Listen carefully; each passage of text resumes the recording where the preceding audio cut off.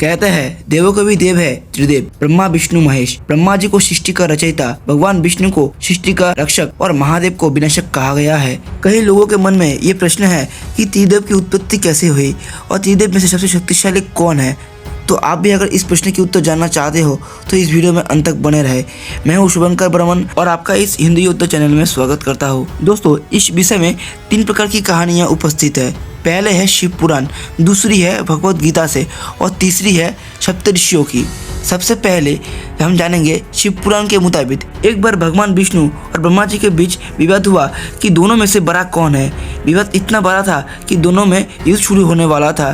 ठीक उसी समय उन दोनों के बीच एक अग्निस्तंभ प्रकट हुआ। तभी ब्रह्मा जी और भगवान विष्णु ने तय किया कि जो भी इसके अंत तक सबसे पहले पहुंचेगा वही श्रेष्ठ होगा। उसके बाद भगवान विष्णु स्तंभ के अंत तक पहुंचने के लिए नीचे की तरफ गए और ब्रह्मा जी ऊपर की तरफ। दोनों में से किसी को भी इसका अंत नहीं मिला और भगवान विष्णु ने हार मान ली। लेकिन ब्रह्मा जी ने बताया कि मुझे अंत मिल गया है, लेकिन वो असत्य था। ब्रह्मा जी के असत्य बोलते ही उस अग्निस्तंभ से भगवान शिव प्रकट हुए और तभी ब्रह्मा जी की 5 मुख में से जो असत्य बोले थे उस सिर को काट दिया और श्राप दिया कि उनकी कोई पूजा नहीं करेगा और भगवान विष्णु को अपने समान पूजे जाने का वरदान दिया। दोस्तों, ये कथा शिव पुराण की है और इसके मुताबिक भगवान शिव सबसे बड़े हैं। अब बात करते हैं श्रीमद् भगवत कथा के बारे में। एक बार सप्तऋषियों में चर्चा हुआ कि ब्रह्मा विष्णु महेश में से बड़ा कौन है और इसलिए उन्होंने त्रिदेव की परीक्षा लेने के लिए भृगु ऋषि को कहा। भृगु ऋषि परीक्षा लेने के लिए सबसे पहले परमपिता ब्रह्मा जी के पास गए और उनका अपमान किया और उस अपमान से ब्रह्मा जी बहुत क्रोधित हो गए। उसके बाद भृगु ऋषि भगवान शिव के पास गए और उनका भी अपमान किया और बाद में जब ये भगवान विष्णु के पास गए तब विष्णु जी विश्राम कर रहे थे। तब भृगु ऋषि ने उनके छाती पर लात मारी।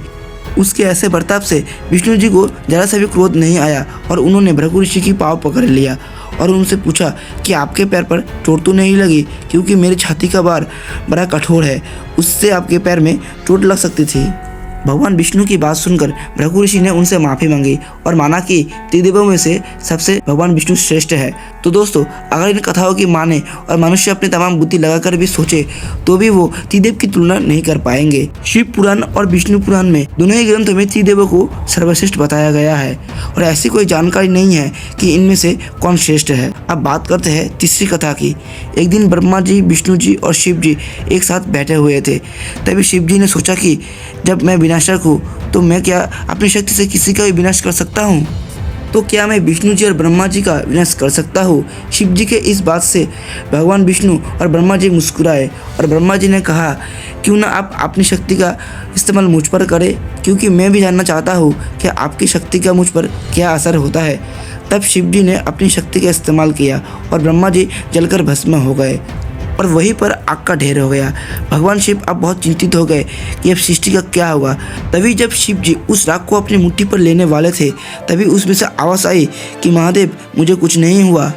तब ब्रह्मा जी ने बताया कि आपकी शक्ति की मुझ पर इस्तेमाल से इधर आग का निर्माण हुआ है और जहाँ निर्माण होता है वहाँ पर मैं होता हूँ।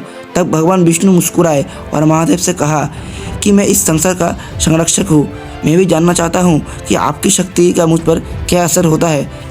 तब शिव जी ने अपनी सारी शक्तियों का भगवान विष्णु पर प्रयोग किया।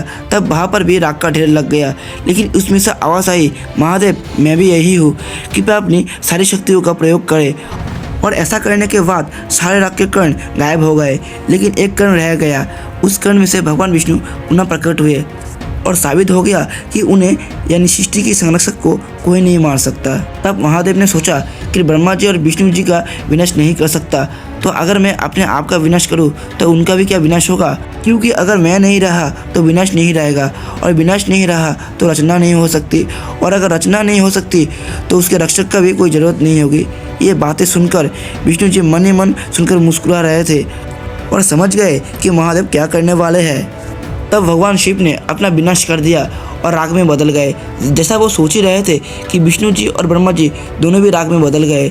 इसके चलते अंधकार छा गया और वहाँ पर राख के अलावा कुछ नहीं था। तब राख से आवाज़ आई कि यहाँ पर राख का निर्माण हुआ है और जहाँ पर निर्माण होता है वहाँ पर मैं होता हूँ और उस राग में से ब्रह्मा जी प्रकट हुए, उसके बाद विष्णु जी और अंत में शिव जी प्रकट हुए।